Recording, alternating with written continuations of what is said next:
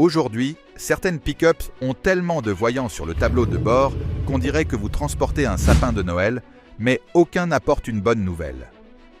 En 2026, l'ingénierie durable est morte pour faire place à des machines complexes qui tombent en panne dès leur sortie de la concession. Acheter le mauvais modèle détruira votre portefeuille. Ne bougez pas, car dans les 3 dernières positions de la liste, nous révélons les camionnettes qui sont de véritables catastrophes mécaniques déguisées en technologie moderne et en luxe. Commençons. Numéro 13.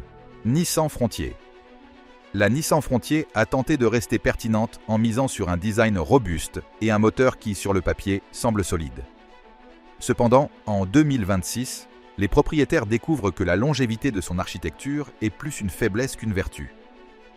Le problème principal réside dans une transmission automatique à 9 vitesses qui ne semble jamais trouver le bon rapport, provoquant des à-coups constants et une usure prématurée des embrayages internes. À cela s'ajoute un système d'infodivertissement qui semble être une technologie d'il y a une décennie, avec des problèmes de connectivité laissant le conducteur sans navigation aux moments les plus critiques.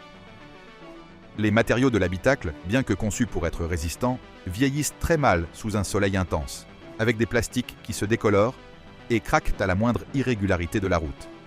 Les acheteurs abandonnent la Frontier au profit d'options plus modernes, ce qui a provoqué une chute de la valeur de revente aux enchères à des niveaux qui effraient tout service financier. C'est un pick-up qui semble fatigué avant même de quitter le lot. La Nissan Frontier a tenté de survivre en se basant sur une supposée robustesse classique. Mais en 2026, sa proposition semble tout simplement épuisée. Le problème central réside dans une transmission à 9 vitesses qui ne s'est jamais bien adaptée au moteur 6 cylindres, présentant des changements brusques et une recherche constante de rapports qui usent prématurément les composants internes. À cela s'ajoute un habitacle qui, bien qu'esthétiquement rénové, conserve une architecture électronique datant de 15 ans. Les propriétaires se plaignent de systèmes d'infodivertissement qui se bloquent et d'une absence totale d'aide moderne que la concurrence offre déjà de série. Acheter une Frontier aujourd'hui, c'est payer pour une technologie du passé à des prix du futur, héritant d'un véhicule qui semble lourd, inefficace et dépourvu de la finesse mécanique nécessaire pour justifier son coût opérationnel. Numéro 12. Chevrolet Colorado et GMC Canyon.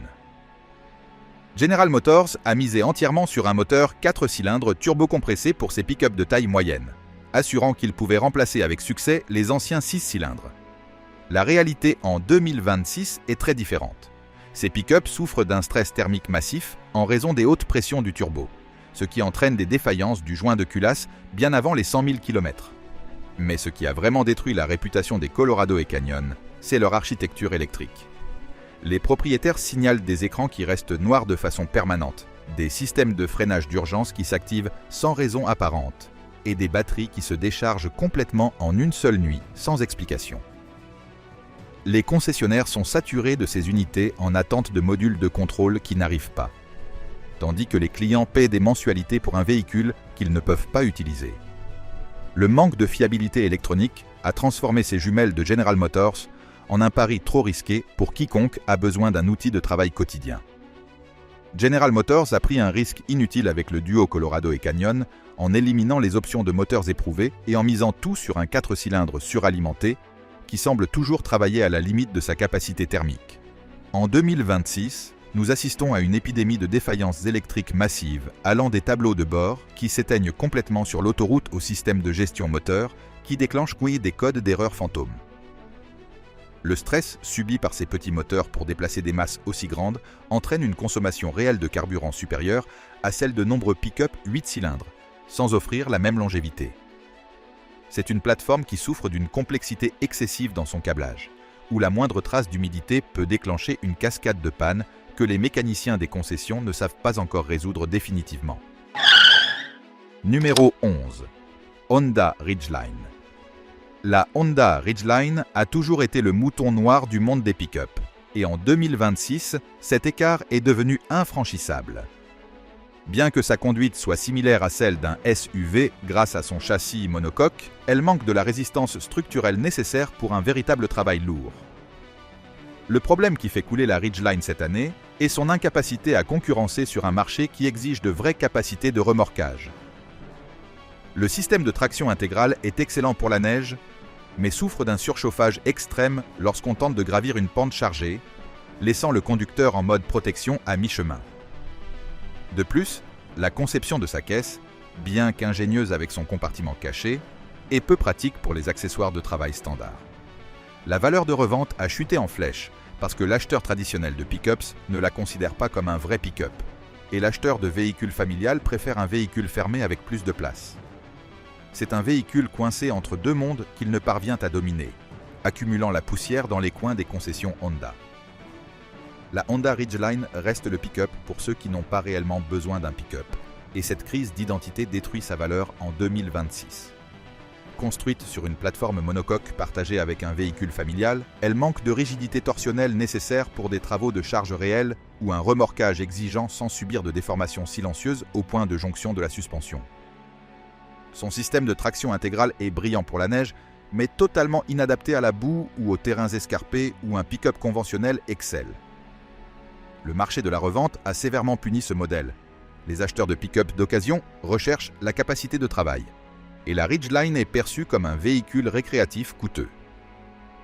Ceux qui l'achètent neuve découvrent rapidement que sa polyvalence est limitée et qu'ils paient un surcoût pour une caisse qu'ils ne peuvent pas utiliser pleinement sans compromettre l'intégrité structurelle du véhicule. Numéro 10. Jeep Gladiator. La Jeep Gladiator est arrivée sur le marché avec une explosion d'enthousiasme.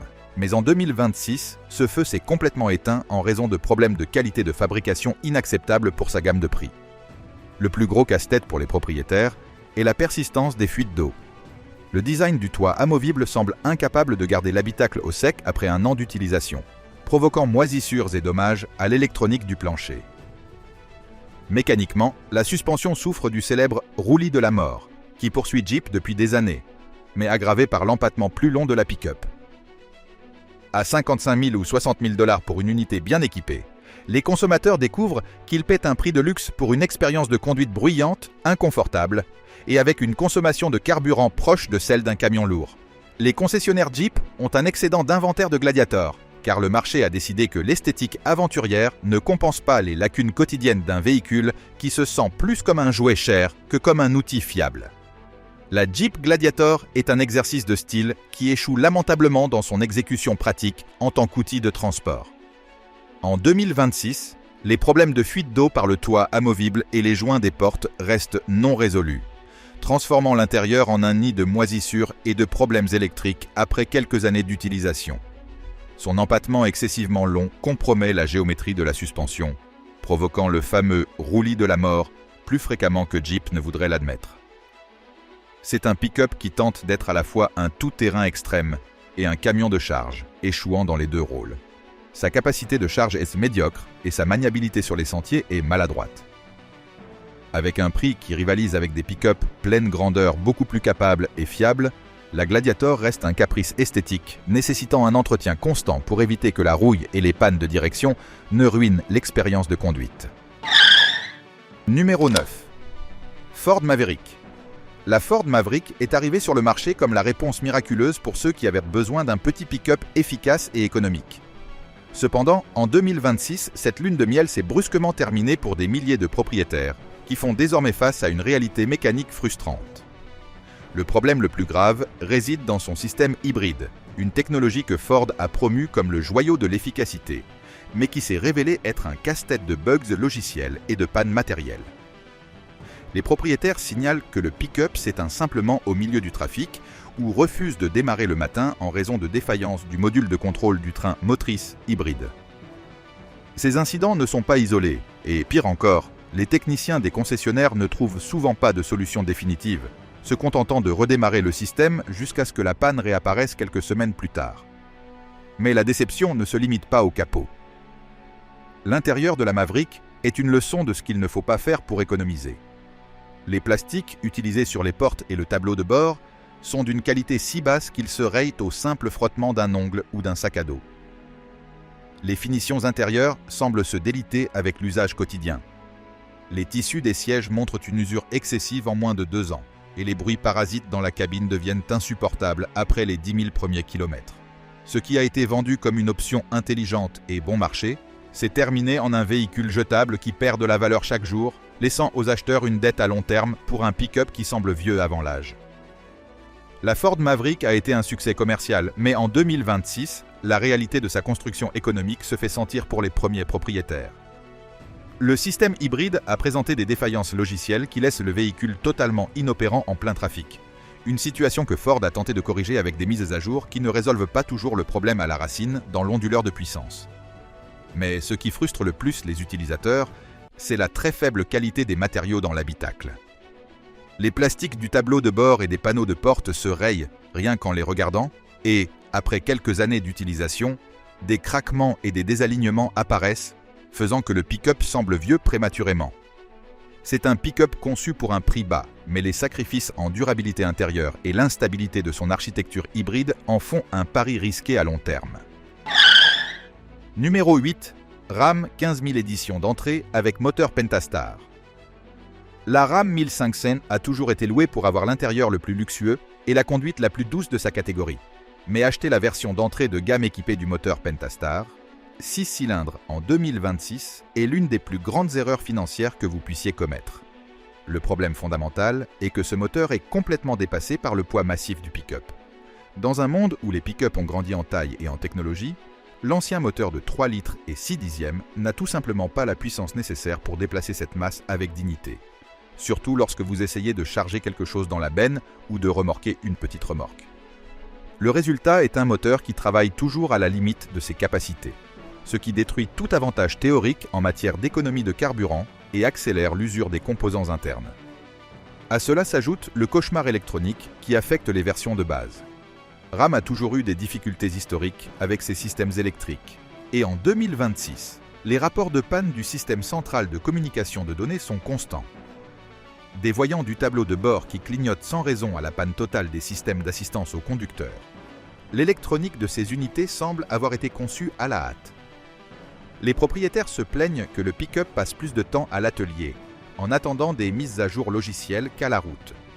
À la fin de la journée, vous payez pour l'apparence d'un pick-up de luxe, mais avec le cœur d'un véhicule faible et un système nerveux qui tombe constamment en panne, ce qui se traduit par une expérience de possession épuisante et coûteuse. Lorsque vous optez pour la version d'entrée de la Ram 1500 équipée du moteur Pentastar 6 cylindres, vous vous retrouvez avec un véhicule qui est insuffisant pour les exigences d'un pick-up de cette taille. Le problème n'est pas seulement le manque de couple pour remorquer ou charger, mais aussi la fragilité de son système électrique et de gestion du moteur. Numéro 7. Nouvelle génération Toyota Tacoma. Il est douloureux de placer la Toyota Tacoma à cette position, surtout en considérant qu'elle a été la reine incontestée de la fiabilité pendant des décennies. Mais la nouvelle génération récemment lancée a connu un départ que l'on ne peut décrire que comme décevant. Dans sa volonté de se conformer aux normes d'émission et d'offrir plus de puissance, Toyota a remplacé le légendaire moteur 6 cylindres par des blocs 4 cylindres turbocompressés qui présentent des défaillances critiques dans leurs premières unités. Les turbocompresseurs tombent en panne à un rythme alarmant, souvent à cause de problèmes dans le système de gestion thermique qui provoquent une dégradation prématurée des turbines. Mais le véritable scandale en 2026 concerne la boîte de vitesse. La nouvelle transmission automatique a montré une tendance à surchauffer et à présenter des changements brusques qui non seulement ruinent l'expérience de conduite, mais suggèrent un manque de durabilité à long terme jamais vu auparavant sur une Tacoma. De nombreux acheteurs fidèles de la marque se sentent trahis en découvrant que leur nouvel investissement de 50 000 $ doit passer des semaines à l'atelier en attendant des pièces de rechange pour la transmission. De plus, l'ajustement et la finition de l'habitacle dans les premières séries de production ont montré des écarts irréguliers et des joints de porte qui laissent passer le bruit du vent à vitesse autoroutière. Toyota reste une grande marque, mais la Tacoma de cette génération spécifique souffre des douleurs de l'ingénierie précipitée. Acheter une maintenant, c'est essentiellement devenir un testeur gratuit pour la marque, assumant tous les risques d'une architecture mécanique qui n'a pas encore été perfectionnée. Numéro 6, Chevrolet Silverado / GMC Sierra 15000. Nous entrons sur un terrain dangereux en parlant des camionnettes demi-tonnes de General Motors. Car pour beaucoup, la Silverado et la Sierra sont des institutions américaines qui ne devraient pas être remises en question. Cependant, en 2026, ignorer le désastre mécanique qui se produit sous leur capot est une irresponsabilité.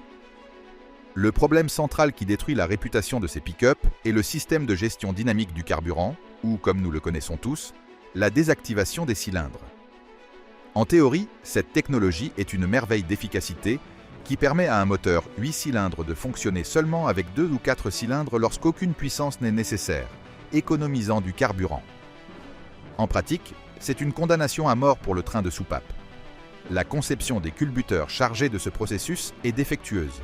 Ces composants ont tendance à se bloquer ou à tomber en panne prématurément, ce qui provoque le pliage des tiges de poussée et le choc des soupapes contre les pistons. Le résultat est catastrophique. Un moteur qui se détruit lui-même souvent avant d'atteindre 50 000 km. Ce qui est le plus frustrant pour les propriétaires, c'est que Chevrolet et GMC ont eu des années pour corriger ce design. Mais dans les unités de 2026, les rapports continuent de s'accumuler. Lorsque le système tombe en panne, non seulement vous entendez un bruit métallique terrifiant indiquant que votre moteur est en train de mourir, mais la réparation implique généralement d'ouvrir complètement le moteur ou de le remplacer par un neuf, avec des factures dépassant facilement 7 000 $ si vous êtes hors garantie. De plus, le logiciel qui gère cette transition des cylindres présente souvent des à-coups et des hésitations qui rendent la conduite rude et peu raffinée. Vous achetez une camionnette avec un moteur 8 cylindres qui vit sous la menace constante de devenir un tas de métal inutilisable à cause d'une technologie d'économie de carburant qui, au final, vous coûte infiniment plus cher que ce que vous pourriez économiser à la pompe. Numéro 5. Ford F-150 PowerBoost. La Ford F-150 est le véhicule le plus vendu aux États-Unis. Mais sa version hybride appelée PowerBoost est devenue le mouton noir de la famille en 2026. Ce qui avait été promis comme le pick-up le plus polyvalent au monde, capable de fonctionner comme générateur électrique pour une maison entière et offrant un couple instantané brutal, s'est révélé être un cauchemar logiciel et technique. Le plus grand problème ici n'est pas seulement une pièce mécanique, mais l'incapacité de Ford à faire communiquer de manière fiable le moteur à combustion et le système électrique. Les propriétaires inondent les forums de plaintes concernant le système de freinage régénératif, qui se sent souvent incohérent et spongieux, provoquant des situations dangereuses lorsqu'on ne peut pas prévoir la pression nécessaire pour arrêter le véhicule. Mais ce qui épuise vraiment la patience des utilisateurs, c'est le nombre interminable de rappels et de mises à jour logicielles critiques. Il y a des camionnettes qui ont dû visiter le concessionnaire plus de 10 fois en un seul an pour résoudre des erreurs allant de la perte totale de puissance sur l'autoroute à des défaillances du système d'infodivertissement qui bloquent des fonctions vitales du véhicule. Le système hybride est tellement complexe que de nombreux mécaniciens indépendants refusent de le toucher, obligeant les propriétaires à dépendre exclusivement des concessionnaires officiels, souvent saturés et dépourvus de pièces nécessaires. En choisissant une PowerBoost, vous payez un supplément significatif pour une technologie qui ressemble encore à une version d'essai. Le stress de conduire un véhicule qui peut afficher un message d'erreur critique à tout moment et vous laisser en panne sans préavis annule tout avantage de puissance ou de consommation qu'il pourrait offrir. C'est un pick-up qui essaie de faire trop de choses à la fois et malheureusement ne réussit à aucune de manière cohérente en 2026. Numéro 4. Rivian R1T. Rivian est arrivé sur le marché avec la promesse de révolutionner le monde des pick-up avec une approche aventureuse et 100% électrique. Mais en 2026, elle est confrontée à la dure réalité de la fabrication à grande échelle et du support après-vente. La R1T est, sur le papier, une machine incroyable, avec des capacités d'accélération dignes d'une supercar et des aptitudes tout-terrain impressionnantes. Cependant, le rêve de posséder une Rivian se transforme rapidement en cauchemar lorsque quelque chose tourne mal. Le problème numéro 1 est l'infrastructure de service technique, qui est pratiquement inexistante comparée aux marques traditionnelles. Si vous avez un problème mécanique ou logiciel, vous pouvez passer des mois à attendre un rendez-vous dans l'un des rares centres de service disponibles. Et pendant ce temps, vous avez un véhicule de 80 000 $ garé dans votre garage que vous ne pouvez pas utiliser. Mais ce qui effraie vraiment le marché, c'est le coût et la complexité des réparations de carrosserie. En raison de son design de panneau unique qui traverse presque tout le côté du camion, même un léger choc à l'arrière peut entraîner une réparation nécessitant le démontage d'une grande partie du véhicule, y compris la batterie et l'intérieur. Nous avons vu des factures de réparation pour de petits chocs dépasser 30 000 $, ce qui amène les compagnies d'assurance à déclarer la perte totale du véhicule pour des dommages qui, sur une Ford ou une Chevrolet, seraient des réparations simples de quelques jours. De plus, la durabilité des composants pneumatiques de la suspension s'est révélée inférieure aux attentes, avec des fuites d'air laissant le camion affaissé d'un côté après une nuit froide. La Rivian R1T est une merveille technologique. Mais en 2026, c'est un risque financier énorme. Vous n'achetez pas seulement un véhicule, vous entrez dans un écosystème de services qui n'est pas encore prêt à soutenir ses clients, transformant tout petit incident en une odyssée logistique et économique que peu sont prêts à tolérer. Numéro 3. Nissan Titan. Parler de la Nissan Titan en 2026, c'est malheureusement rédiger un nécrologe automobile. Nissan a finalement décidé de retirer son pick-up pleine grandeur du marché, et cela a généré une onde de choc qui détruit la valeur des unités encore en circulation ou restantes en inventaire. Le principal problème d'acheter une Titan aujourd'hui n'est pas seulement mécanique, bien que son moteur V8 soit gourmand et technologiquement dépassé, mais l'incertitude totale concernant le support à long terme. Lorsqu'une marque abandonne un modèle avec un volume de vente aussi faible que celui de la Titan, la disponibilité des pièces détachées spécifiques devient un calvaire en quelques mois. Les propriétaires signalent déjà des attentes allant jusqu'à 90 jours pour des composants électroniques de transmission ou des éléments intérieurs qui n'existent tout simplement pas dans les entrepôts. Cela conduit à une dépréciation catastrophique. Une Titan de 2026 perd de la valeur plus rapidement que presque n'importe quel autre véhicule sur la route, car personne ne veut hériter d'un problème sans solution technique claire. Le marché de la revente est un désert.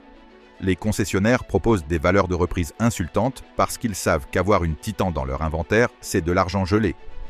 Vous acquérez un véhicule qui, malgré sa robustesse de construction de base, manque d'un écosystème pour le maintenir en vie.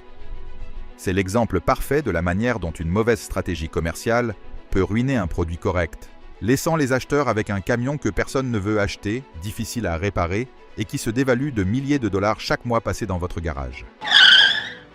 Numéro 2. Ram 15000T RX. La Ram 15000T RX est une ode à l'excès, un dinosaure rugissant qui, en 2026, est devenu une proposition insoutenable pour toute personne qui utilise sa tête autant que son cœur. Avec la fin de sa production, la TRX est devenue un objet de désir pour les collectionneurs. Mais pour l'utilisateur quotidien, c'est un piège financier d'une ampleur épique. Le moteur L4 suralimenté de 6,2 litres est une merveille d'ingénierie de performance, mais ses coûts d'entretien sont prohibitifs. Il ne s'agit pas seulement de vidanges coûteuses, il est question d'un système de suspension active Bilstein qui, s'il tombe en panne hors garantie, nécessite le remplacement d'amortisseurs coûtant plus de 1500 $ chacun, sans compter la main-d'œuvre spécialisée. Mais le véritable coût au portefeuille est la consommation de carburant, qui en conditions réelles atteint à peine 5 km par litre. Dans un monde où les coûts énergétiques sont volatiles, maintenir une TRX comme véhicule principal est, pour la plupart, financièrement irresponsable. De plus, le marché des pièces détachées pour le moteur L4 devient de plus en plus exclusif et cher à mesure que Stellantis s'éloigne de ses moteurs de grande cylindrée. La complexité de son système de traction et la gestion thermique du surcompresseur signifient que la moindre panne se traduit par des semaines de diagnostic et des factures pouvant égaler le prix d'une voiture compacte neuve. La TRX est un camion d'exposition, pas de travail. Et acheter une en 2026, c'est accepter que vous dépenserez une fortune juste pour la maintenir allumée et fonctionnelle, tout en observant le monde des pick-up avancer vers une efficacité que ce géant ignore complètement. Numéro 1. Toyota Tundra. Nous arrivons à la place la plus douloureuse de toute notre liste, car elle représente la chute d'un idole que l'on croyait invincible. Pendant des décennies, la Toyota Tundra a été l'étalon or de la fiabilité. Le pick-up que vous pouviez acheter les yeux fermés en sachant qu'il durerait 500 000 km. Mais la nouvelle génération avec son moteur V6 double turbo a détruit cette réputation de manière retentissante en 2026. Le problème est systémique et catastrophique. Des défaillances massives des paliers de Vilebrequin provoquant un blocage complet du moteur, souvent avec moins de 20 000 km d'utilisation. Ce qui se passe, c'est que des résidus métalliques des paliers contaminent tout le système de lubrification, détruisant les turbos et le bloc moteur de manière irréversible.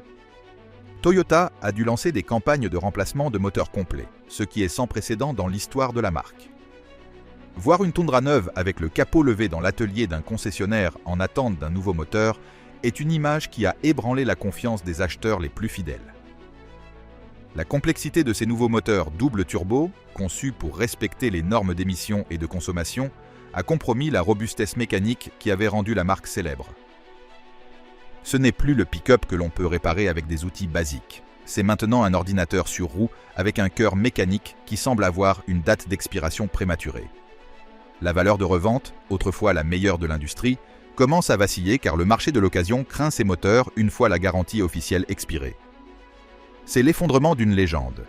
Un avertissement que même les fabricants les plus réputés peuvent échouer lorsqu'ils sacrifient la simplicité éprouvée au profit d'une complexité technologique précipitée. Identifier un pick-up problématique avant qu'il ne soit trop tard nécessite un changement de mentalité. Nous ne pouvons plus nous fier uniquement au logo sur la calandre. La première étape, pour ne pas tomber dans l'un de ces pièges, est d'étudier l'architecture du moteur.